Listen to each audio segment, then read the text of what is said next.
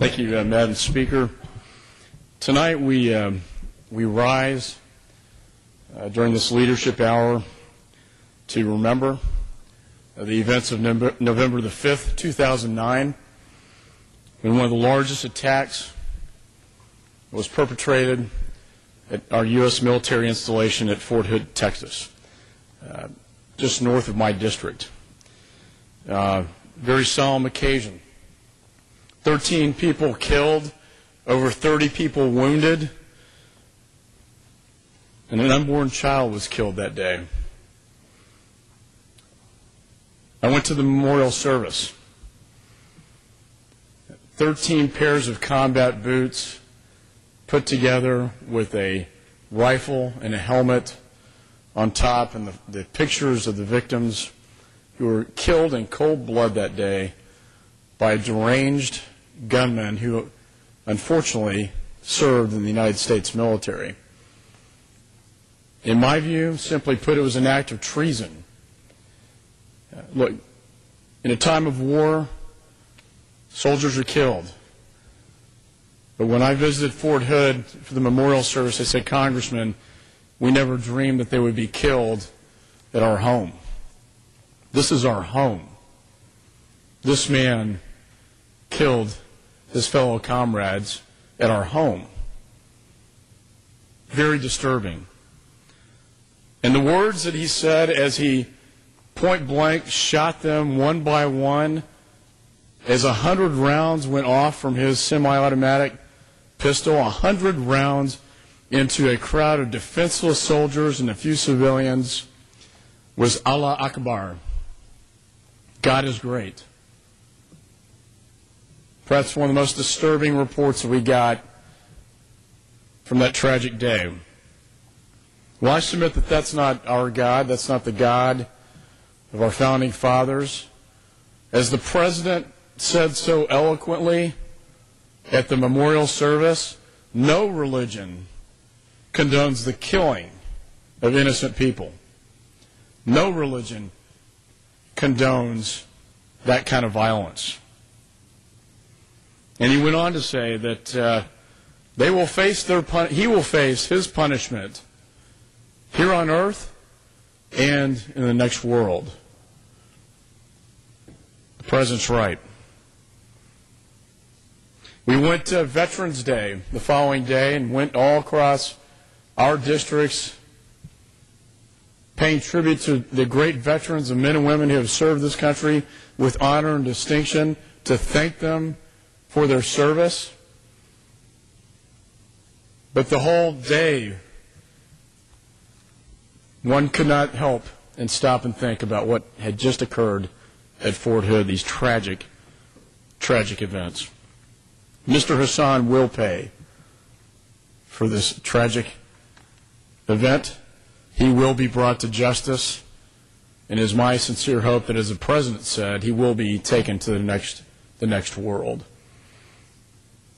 And I want to, at the beginning, pay tribute to the 13 who were killed in cold blood that day, who died while serving their country admirably and nobly.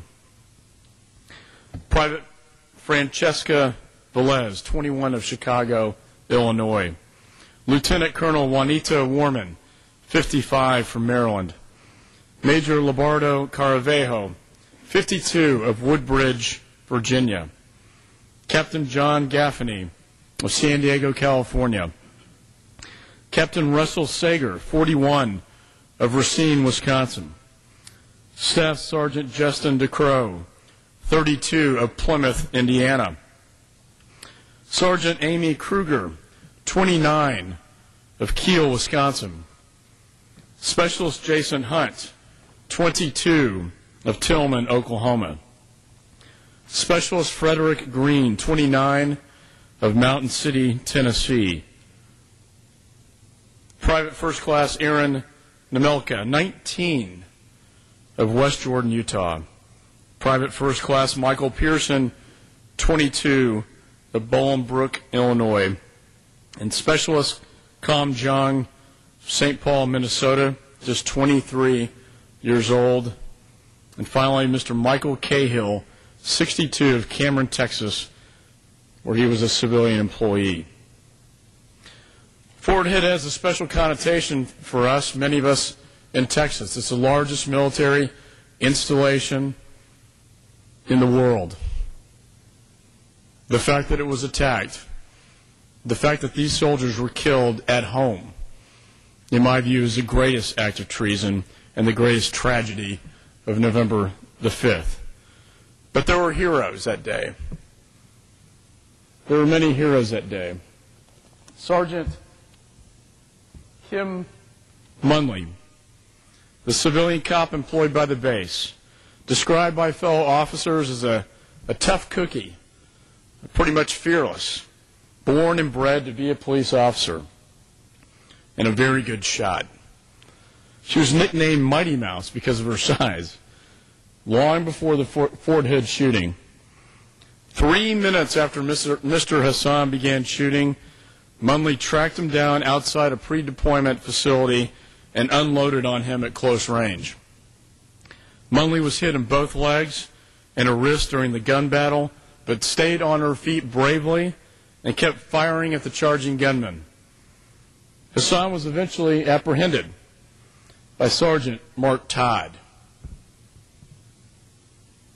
Sergeant Mark Todd of the Killeen Police Department, who arrived shortly after the scene, and to finally bring this man who perpetrated this great act of treason on his fellow officers, his fellow soldiers, to bring him to justice. I want to talk briefly about my good friend, Congressman John Carter, who represents Fort Hood, who introduced a bill which I was proud to be an original co-sponsor. And this bill will grant combatant status to those wounded and those families who lost loved ones. It will also allow military personnel to receive the Purple Heart. Civilians will receive the Secretary of Defense Medal of Freedom. And beneficiaries of all military personnel who lost their lives in this horrendous attack will receive the maximum life insurance benefit available. And just today it was announced by the Department of Defense that they will receive the full maximum amount of $100,000. But let us focus on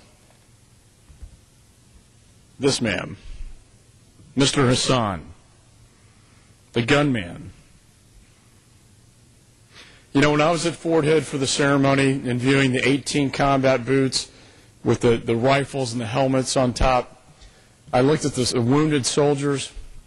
I talked to them who were actually shot by this man as they saluted their comrades, their friends at that memorial service. And I said, what did he say as he shot you in cold blood and killed 13 others? Allah Akbar. God is great. When that news was reported to me, and when I got that information firsthand by our soldiers serving in uniform, the hair went up on the back of my spine, back of my head. I knew at that point that we weren't dealing with an ordinary person, obviously a deranged man, yet this man was on a mission that he believed was from his God, a jihadist mission. It is a common terminology in the jihad world to say Allah Akbar before you shoot and kill others. I think he fully expected to die that day. He gave away his material possessions. He was seen wearing Pakistani garb at the 7-Eleven that morning. He was preparing himself. He was premeditating the death of others and preparing himself for his own death.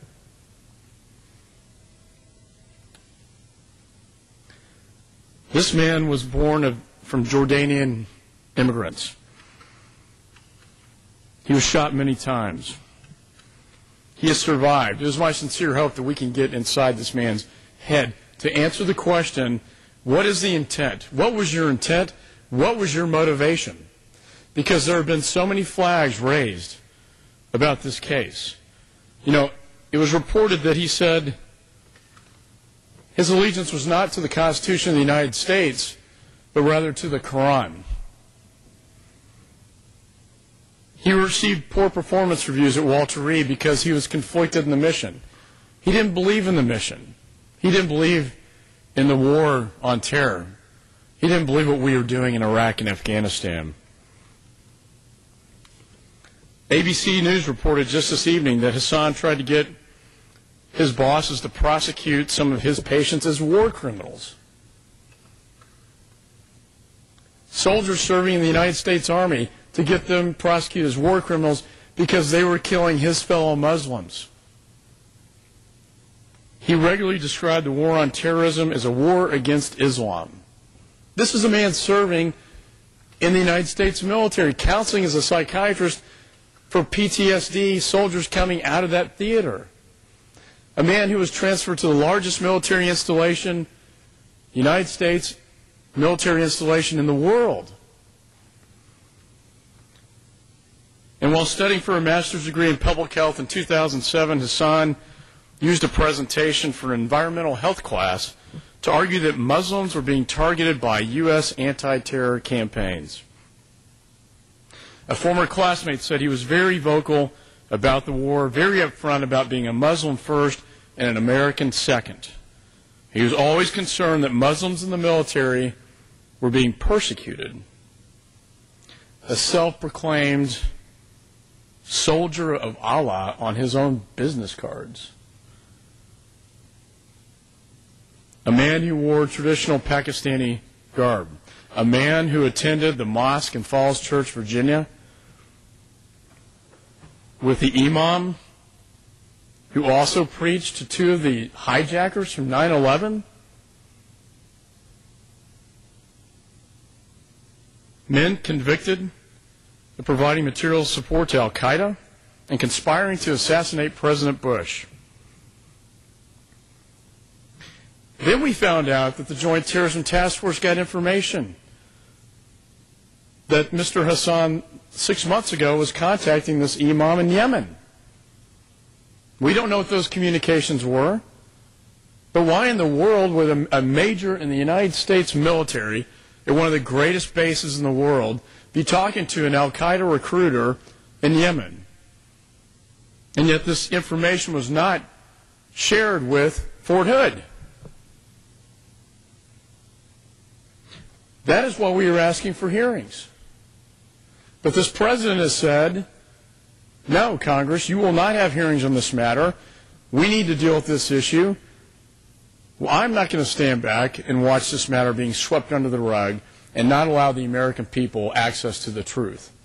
And the last time I checked under the Constitution, the Congress is a separate branch of government. And the Congress has the power under the Constitution to exercise that oversight authority, and Congress should do that. Congress needs to have hearings in this case. And we will continue the drumbeat until the truth comes out on this man, Mr. Hassan, and who he was talking to before this happened, and his friend, the imam, who the day of the shootings congratulated him for what he did, congratulated him for killing 13 American soldiers.